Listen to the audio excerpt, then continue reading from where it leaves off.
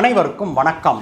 நேற்று இரவு முதலாக இந்த நிமிஷம் வரைக்கும் பாகிஸ்தான் இந்தியாவின் மீது சரமாரியான தாக்குதலை நடத்திட்டு வருது நண்பர்களே.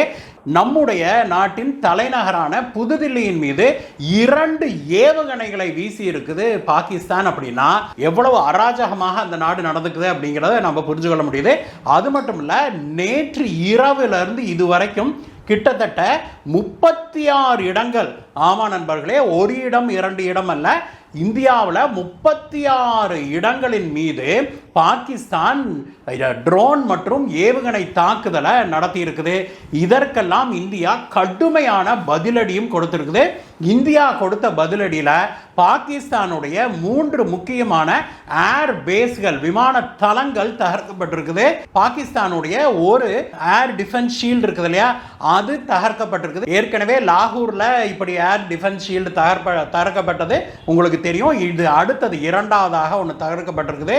அது மட்டும் இல்ல, மேலும் ஒரு ஊர்ல பாகிஸ்தானுடைய ஒரு விமான நிலையத்தின் ரன்வேல ஒரு மிகப்பெரிய குண்டை போட்டிருக்குது இந்தியா. இது மட்டும் இல்ல, ஜம்முக்கு அருகாமையில் பாகிஸ்தானுக்குள்ள இருக்கிற ஒரு இடத்துல ட்ரோனை ஏவுகிற தளமாக கொண்டிருந்தது பாகிஸ்தான். அந்த ட்ரோன் ஏவுதளத்தின் மீது இந்தியா கடுமையான தாக்குதலை நடத்தி இருக்கிறத பார்க்கிறோம். இது மட்டும் இல்ல நண்பர்களே, இது போக மேலும் பல பரபரப்பான அதிர்ச்சியான செய்திகளை உங்களுக்கு கொண்டு வர நண்பர்களே.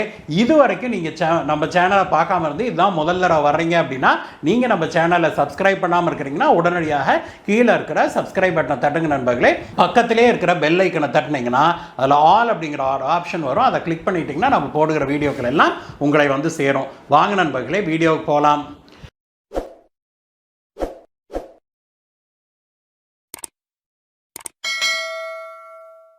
நண்பர்களே, நேற்று இரவு சுமார் 8 மணியில இருந்து இந்த நிமிஷம் வரைக்கும் பாகிஸ்தான் இந்தியாவின் மீது பயங்கரமான ஒரு அதிரடியான ஒரு சரமாரியான ஒரு தாக்குதலை நடத்தி வருது. நேற்று இரவு 8 மணிக்கு நீங்க டிவி சுவிட்ச் ஆன் பண்ணவங்களாம் பார்த்துருப்பீங்க. பாகிஸ்தான்ல இருந்து வரிசையாக சாரையாக ட்ரோன்கள் வருவதை பார்த்தோம். இந்த ட்ரோன் அட்டாக்ங்கிறதெல்லாம் தாண்டி ட்ரோன் ஸ்வாம் அட்டாக் அப்படின்னு தான் நாம இதை சொல்ல முடியும். ட்ரோன் ஸ்வாம் அப்படின்னா என்னன்னா கூட்டம் அப்படின்னு அர்த்தம். ஈக்கள் கூட்டம் வருது இல்லையா, அந்த மாதிரியான ஒரு கூட்டம் அப்படின்னு தான் இந்த ஸ்வாம்ங்கிற வார்த்தைக்கு அர்த்தம் நண்பர்களே. நேற்று இரவு 8 மணிக்கு ஜம்முவின் மீது இப்படி ஒரு ட்ரோன் ஸ்வாமை அனுப்பிச்சு. நீங்க டிவியில பார்த்துருந்தீங்கனாலே தெரியும், ஒரே சமயத்தில் 10 ட்ரோனு, 20 ட்ரோனு, 30 ட்ரோனு அனுப்ப ஆரம்பிச்சது பாகிஸ்தான். ஜம்முவின் மீது நடத்தப்பட்ட அந்த தாக்குதலில் எல்லா ட்ரோன்களையும் நம்மளுடைய ஏர் டிஃபென்ஸ் சிஸ்டம் நல்லிஃபை பண்ணதை பார்த்தோம். அதற்கு அடுத்ததாக காஷ்மீருடைய லேல இருந்து ஆரம்பிச்சு அப்படியே இந்த பக்கம் பஞ்சாப், ஹரியானா, சண்டிகர், அமிர்த்சர், கீழே வந்தீங்கன்னா ராஜஸ்தானுடைய ஜெய்சால்மர், அதுக்கப்புறம் பார்த்தீங்கன்னா குஜராத்தில் கட்ச் வரைக்கும் அந்த 3000 கிலோமீட்டர் பார்டர் இருக்குது நமக்கு இந்திய பாகிஸ்தான் எல்லை. அந்த 3000 கிலோமீட்டர் நெடுகிலும் இந்தியாவின் மீது தாக்குதல் நடத்துச்சு பாகிஸ்தான். நான் ஏற்கனவே சொன்னது போல 36 இடங்களை குறிவைத்து தாக்குதல் நடத்துச்சு. இதுல பெரும்பாலும் இந்தியாவுடைய இராணுவ கட்டமைப்புகள், இராணுவ தளங்கள், இந்தியாவுடைய முக்கியமான ஹிஸ்டாரிக்கல் பிளேசஸ், அப்படிப்பட்ட இடங்களையும், அதுக்கு பிறகு இந்திய மக்களின் மீது, பொதுமக்களுடைய ஊர்களின் மீதெல்லாம், இப்ப ஜெய்சால்மர்லாம் பார்த்தீங்கன்னா பொதுமக்கள் கிட்டத்தட்ட 50,000 பேர் வாழ்றாங்க அந்த டவுன்ல. அந்த டவுனின் மீது 3 நாட்களாக தொடர்ந்து தாக்குதலை நடத்திக்கிட்டு வருது பாகிஸ்தான்.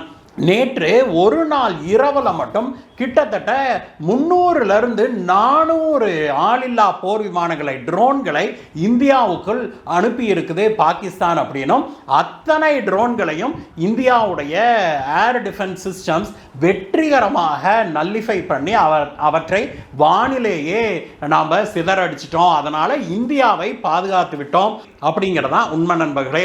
இன்றைக்கு அதிகாலையிலிருந்து பாகிஸ்தான் 2 முறை தில்லியை, நம்மளுடைய தலைநகரான புதுதில்லியை நோக்கி 2 ஏவுகணைகளை அனுப்பிச்சு.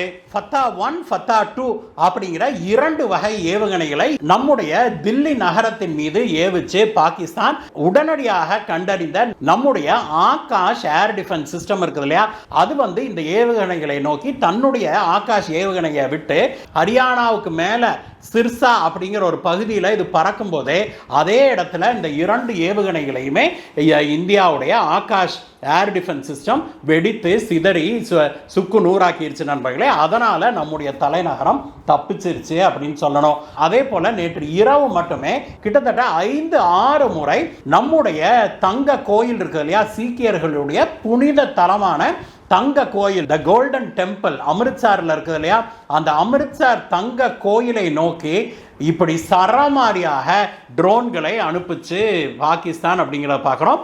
அதையும் நாம் எல்லாம் தடுத்துட்டோம்.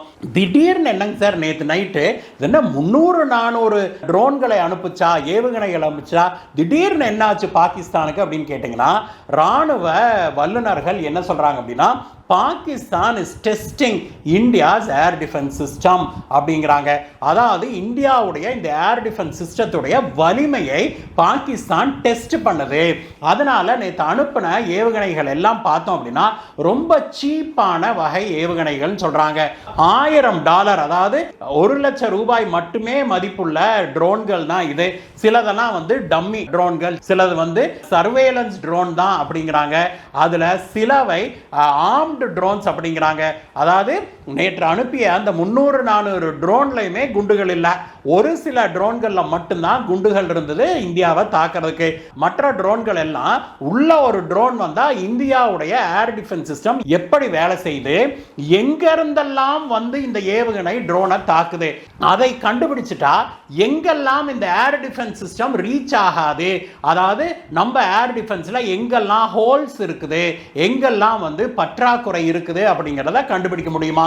இதற்காகத்தான் ஒரே சமயத்தில் ஒரு 300-400 ட்ரோனை அனுப்பி இருக்கிறான் பாகிஸ்தான் அப்படிங்கிறாங்க. இந்த ட்ரோன்கள் எல்லாம் பறக்க பறக்க எதிர் திசையில வருகிற ஏவுகணை எங்க இருந்து வருது, எந்த லொகேஷன்ல இருந்து வருது அப்படிங்கிறத கண்டறிந்து உடனடியாக அந்த ஏவுகணை அந்த ட்ரோனை தாக்குறதுக்கு முன்பே பாகிஸ்தான்ல இருக்கிற அந்த ட்ரோன் சென்டர் இருக்கும் இல்லையா, கண்ட்ரோல் சென்டருக்கு தகவலை அனுப்பிடுமா.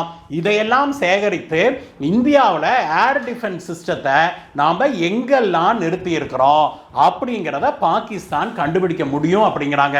நேற்று முன்தினம் உங்களுக்கு நினைவு இருக்கு நண்பர்களே, நேற்று வீடியோவில் கூட நம்ம சொல்லியிருந்தோம், துருக்கியிலிருந்து ஒரு பெரிய கார்கோ பிளேன் ஒன்று பாகிஸ்தான் வந்து இறங்குச்சு, லாகூரே வந்து இறங்குச்சு அப்படின்னு சொல்லி நம்ம பேசியிருந்தோம் இல்லையா. அந்த விமானத்தில் முழுக்க முழுக்க துருக்கியுடைய அதிநவீன தயாரிப்பான பர்கத்தியார் வகையை சேர்ந்த ட்ரோன்கள் இருந்தது அப்படின்னு சொல்றாங்க.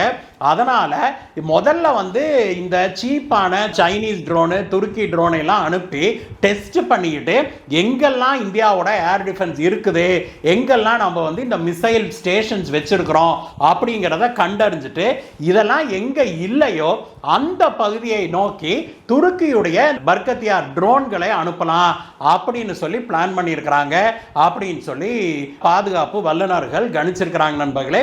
அது மட்டும் இல்ல, அவங்க என்ன சொல்றாங்க அப்படின்னா, இந்த ட்ரோன்கள்லாம் நேற்று முந்தா நாள் தான் வந்து இறங்கி இருக்குது. அப்போ இந்த ட்ரோன்களை, அந்த அதிநவீன துருக்கியுடைய ட்ரோன்களை கட்டுப்படுத்துறதுக்கு பாகிஸ்தானியர்களுக்கு அனுபவம் இருக்காது. அப்போ கண்டிப்பா துருக்கி தன்னுடைய ஆட்களையே, தன்னுடைய ராணுவ ஆட்களையே அங்க அனுப்பி இருக்கும் அப்படின்னு சொல்றாங்க. ஒருவேளை துருக்கி அப்படி அனுப்பியிருந்தால் அது வந்து ஒரு ஆக்ட் ஆஃப் வார் அப்படிங்கிறதையும் இந்தியா சுட்டிக்காட்டி இருக்குது. ஐக்கிய நாடுகளுடைய ஷரத்தின்படி இந்த மாதிரி ஒரு 2 நாடுகளுக்கு போர் நடக்கும் போது வேற 3வது ஒரு நாடு ஒரு நாட்டுக்கு தன்னுடைய இராணுவத்தினரை அனுப்பிச்சு உதவிக்கு அப்படின்னா அது ஒரு ஆக்ட் ஆஃப் வார் என்று கருதப்படும். அதாவது அந்த 3வது நாடு துருக்கி இந்தியாவின் மீது போர் தொடுப்பதாக கருதப்படும் அப்படிங்கிறதான் சர்வதேச விதி. அந்த விதியின்படி பார்த்தால் துருக்கி இந்தியாவின் மீது ஒரு ஆக்ட் ஆஃப் வாரை கமிட் பண்ணி இருக்குது அப்படின்னு தான் சொல்லணும் நண்பர்களே. அதனால மீண்டும் ஒரு முறை நாம சொல்றோம், துருக்கி, சீனா மற்றும் அசர்பைஜான் ஆகிய நாடுகளை இந்தியர்கள் முழுமையாக புறக்கணிக்க வேணும். நம்ம யாருமே இந்த நாடுகளுக்கு டூர் கூட போகக்கூடாது நண்பர்களே. அப்ப அதுதான் நாம அவங்களுக்கு கொடுக்கிற மிகப்பெரிய பதிலடியாக இருக்க முடியும். சரி, இதெல்லாம் நடந்துகிட்டு இருக்குது இல்லையா. இதுல நீங்க டிவியில் அடிக்கடி கேள்விப்பட்டிருப்பீங்க, இந்தியா வந்து 2 வகையான ஆயுதங்களை பயன்படுத்துது அப்படிங்கிறத நம்மளுடைய டிஃபென்ஸ் ஸ்போக்ஸ்மேன் பேசுறாங்க இல்லையா, நம்மளுடைய சிங்க பெண்கள் அவங்களும் சொல்லியிருப்பாங்க, நம்மளுடைய MEA ஸ்போக்ஸ்மேன் சொல்லியிருக்கிறாங்க, நீங்க டிவியில் கூட கேட்டிருப்பீங்க. India defended using kinetic and நான் கைனடிக் வெப்பன்ஸ் அப்படின்னு சொல்லி கேள்விப்பட்டிருப்பீங்க. அது என்ன அப்படிங்கிறத நம்ம புரிஞ்சுக்கணும் நண்பர்களே. கைனடிக் வெப்பன்ஸ் அப்படின்னாக்க செயல்படக்கூடிய ஆயுதங்கள், அதாவது ஏவுகணைகள், ராக்கெட்டுகள் இதெல்லாம் இருக்குது இல்லையா, அதெல்லாம் கைனடிக் வெப்பன்ஸ். உதாரணத்துக்கு ட்ரோனோ அல்லது ஒரு எதிரி நாட்டு விமானமோ அல்லது பாகிஸ்தானுடைய ஏவுகணையோ இந்தியாவை நோக்கி வருது அப்படின்னா நாம அதை S-400 அல்லது இந்தியாவுடைய சொந்த தயாரிப்பான ஆகாஷ் ஏர் டிஃபென்ஸ் சிஸ்டம் அல்லது இந்தியாவுடைய L-70 அப்படிங்கிற ஏர் டிஃபென்ஸ் சிஸ்டம், இந்த ஏர் டிஃபென்ஸ் கன்ஸ், இந்த 3ஐ கொண்டு நாம தடுக்கிறோம் நண்பர்களே. இது 3மே என்ன பண்ணும், ரேடார் மூலமாக இதை கண்டுபிடித்த உடனேயே இது வந்து ஏவுகணையை அல்லது ராக்கெட்டை அல்லது கன்னை அடிக்கும். அடிச்சதுன்னா அந்த எதிர் வருகிற அந்த டார்கெட்டை போய் அந்த ஏவுகணை அடிக்கும். இதுதான் வந்து ஒரு கைனடிக் வெப்பன் அப்படின்னு சொல்றது.